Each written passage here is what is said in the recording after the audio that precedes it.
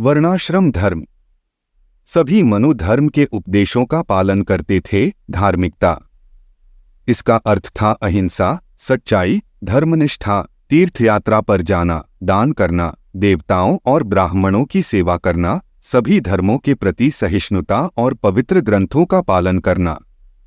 इसका अर्थ 4 वर्गों, वर्ण और जीवन के 4 चरणों की प्रणाली का अभ्यास भी था।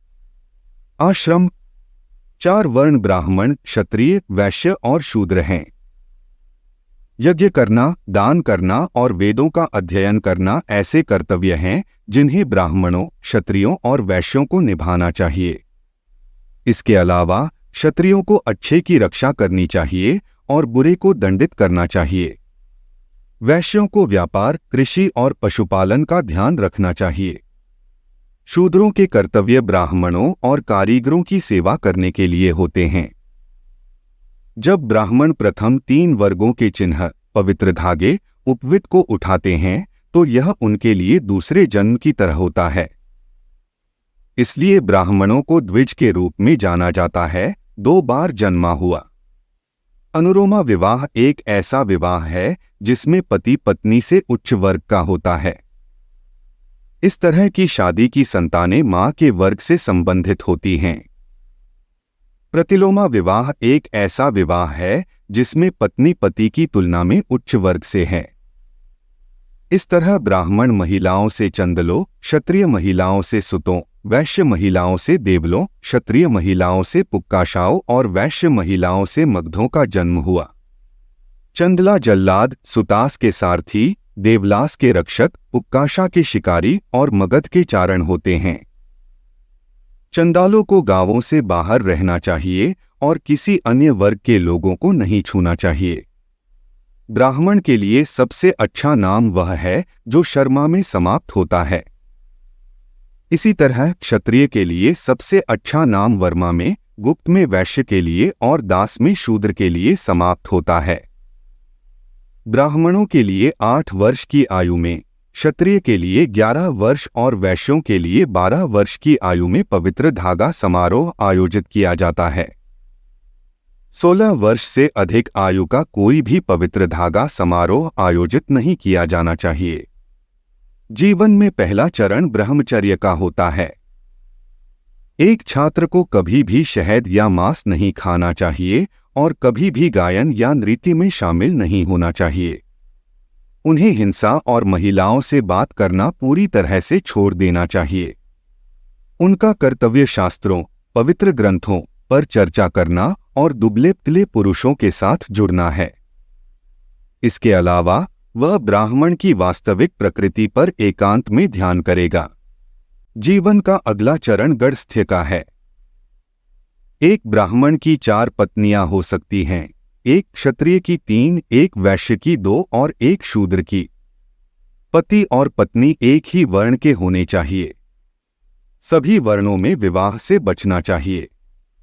एक महिला फिर से शादी कर सकती है बशर्ते कि उसका पति गायब हो गया हो, मर चुका हो, सन्यासी बन गया हो या ऐसा पापी हो कि उसे अपने ही वर्ण से निष्कासित कर दिया जाए।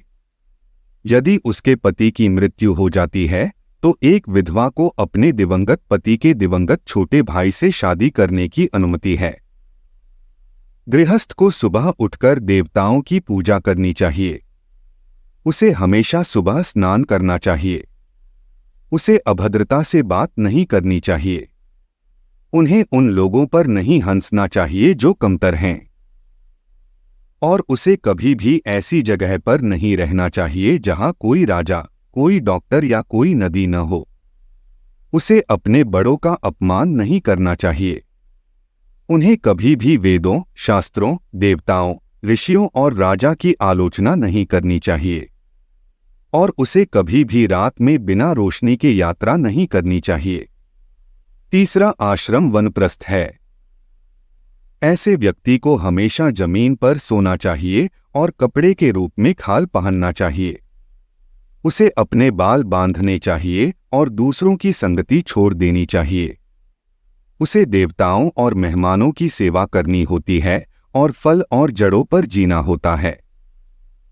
जीवन के अंतिम चरण संन्यास में एक व्यक्ति सन्यासी बन जाता है। इस आश्रम में व्यक्ति सच्चा ज्ञान प्राप्त करता है और पूरी तरह से मुक्त हो जाता है। लेकिन उसे केवल तभी साधु बनना चाहिए जब उसे विश्वास हो कि उसने भौतिक कार्यों में पूरी रुचि खो दी है।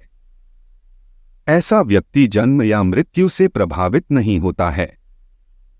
वह महसूस करता है कि भौतिक शरीर क्षणिक है, कि यह बिल्कुल भी चिंता का विषय नहीं है। यह आत्मा का ज्ञान है जो ज्ञान का सर्वोत्तम रूप है। जब कोई इस ज्ञान को प्राप्त करता है तो उसे ब्राह्मण के साथ आत्मा की पहचान का एहसास होता है। वह समझता है कि ब्राह्मण हर जगह है। पौराणिक काल में विभिन्न विचारधाराएं समाज में प्रचलित थी। इनको केवल जानकारी के लिए समझें। कुरीतियों का त्याग करें। यहाँ पर अग्नि पुराण में संबंधित नियमों को बताया गया है। वैदिक विचारों के लिए संपूर्ण वेदों का अध्ययन करें। पुराने युगों में भी अलग अलग विचारधाराएं थी। स्वयं के लाभ के लिए लोग इनका चयन करते रहे हैं। धन्यवाद। आप देख रहे थे गॉड ब्लेस टीवी हिंदी। हमारे साथ जुड़ने के लिए सब्सक्राइब अवश्य करें।